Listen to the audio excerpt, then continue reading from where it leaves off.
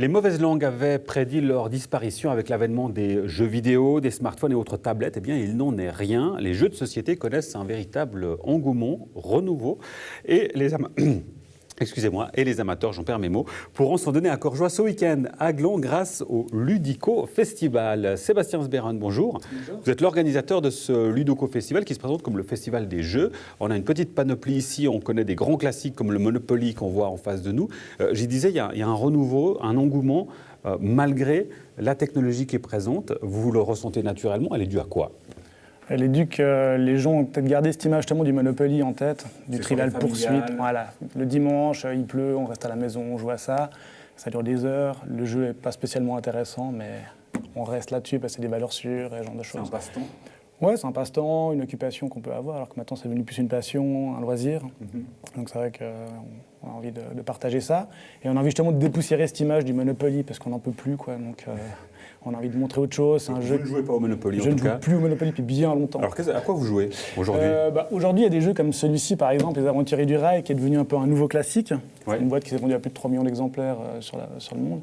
Et c'est vrai que c'est des jeux qui sont très accessibles. On peut y jouer à partir de 8 ans. Donc autant on peut jouer en famille, mais ça n'empêche pas que les adultes trouvent leur intérêt là-dedans, mettre une stratégie en place, etc. Donc c'est quelque chose qui est vraiment intéressant pour nous, quoi. Alors le but du festival, on pourra y jouer évidemment, ce serait un peu embêtant que ce ne soit pas le cas, mais c'est aussi de montrer justement cette diversité, d'aller au-delà du Monopoly que l'on connaît ou du Trivial Poursuite par exemple. Il y a des bénévoles qui seront présents pour pouvoir nous initier aussi à certains jeux. Absolument, ça c'était quelque chose qui était vraiment important pour nous, c'était de pas que les gens viennent au festival et doivent lire les règles. Ça c'est quelque chose qui pour nous marchait pas. Les gens viennent, on leur explique nous les règles, on gagne beaucoup de temps. Les gens sont là pour s'amuser et pas pour lire les règles, ils peuvent le faire à la maison tout seuls. Donc le but n'était pas là, c'était de leur faire découvrir des nouveaux jeux que nous on a sélectionnés. On s'est dit si on met une table avec plein de jeux dessus, qu'ils doivent choisir, ils ne sauront pas quoi prendre, etc. Donc ça nous permet de nous les aiguiller par rapport à leur âge, à ce qu'ils ont envie de jouer, le temps qu'ils ont à y accorder. Et c'est vrai que pour nous c'était important vraiment ça, que ça soit basé là-dessus. Et il y a aussi un atelier de création de jeux qui est prévu. Alors exactement, donc il y a un ami à moi qui va venir, qui crée des jeux de société. Et le but c'est de montrer aussi aux gens que ça ne se crée pas tout seul, quoi. Souvent les gens disent « Ah ouais, ça, c'est super bien, c'est intéressant ». Et en fait c'est un sacré boulot là derrière, quoi. Enfin, c'est comme écrire un livre, si on n'a pas d'idée, ça ne vient pas, quoi. Donc les gens pourront venir et essayer de comprendre comment on développe un jeu, qu'est-ce qu'une mécanique de jeu, qu'est-ce qu'il y a là derrière. Et se rendre compte que c'est clairement pas si évident que ça en a l'air au premier abord, quoi. Et il y a aussi un tournoi, alors vous m'excuserez si je prononce mal, c'est le Crossmaster Arena. C'est ça. Je suis un néophyte, qu'est-ce que c'est ? Faut m'expliquer. Alors c'est un jeu avec des figurines en fait, où on joue en duel, en 1 contre 1. Et le but c'est bien sûr de battre son adversaire. Donc les joueurs vont venir avec chacun leurs figurines, leurs armées si on peut dire.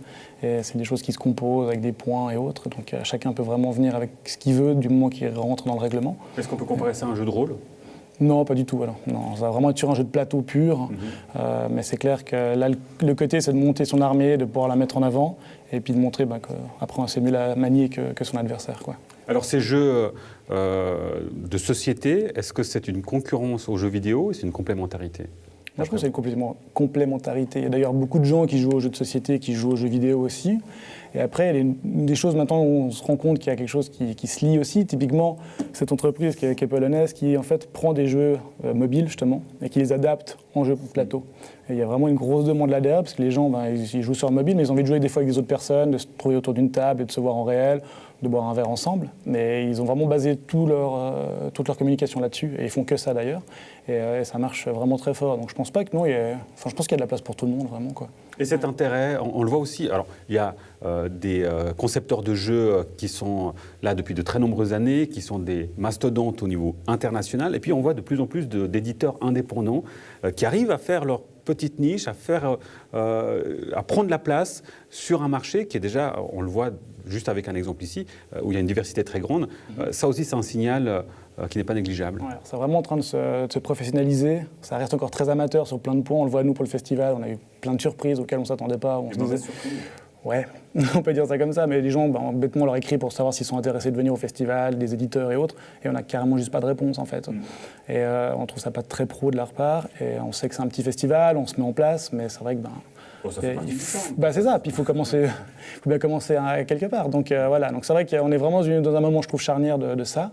Et en effet, il y a de plus en plus de petits éditeurs et qui vont aller chercher aussi des jeux un peu plus de niche, des choses un peu plus Ouais, un peu moins grand public, mais par contre avec quelque chose d'un peu plus vrai, je dirais, au fond, et puis qui vont être moins axés sur l'argent et ce genre de choses. Donc, Le Ludico Festival, c'est cette fin de semaine, 8 et 9 septembre, donc vendredi et samedi à Gland. ça. Où ça exactement? à Montpellier. À La Montpellier. salle de Montpellier, ouais. Le rendez-vous est pris. Bon, je vous souhaite tout le meilleur pour ce festival. Merci C'est la beaucoup. première édition. Oui, c'est la première édition. Eh bien, On espère qu'il y en aura plein d'autres. bah, c'est tout le mal qu'on vous souhaite pour les prochaines éditions. Donc, vendredi et samedi à Gland pour ce festival des Jeux. Merci beaucoup, Sébastien Sberen. Merci à vous pour votre fidélité. On se retrouve la semaine prochaine pour un nouveau journal d'actualité.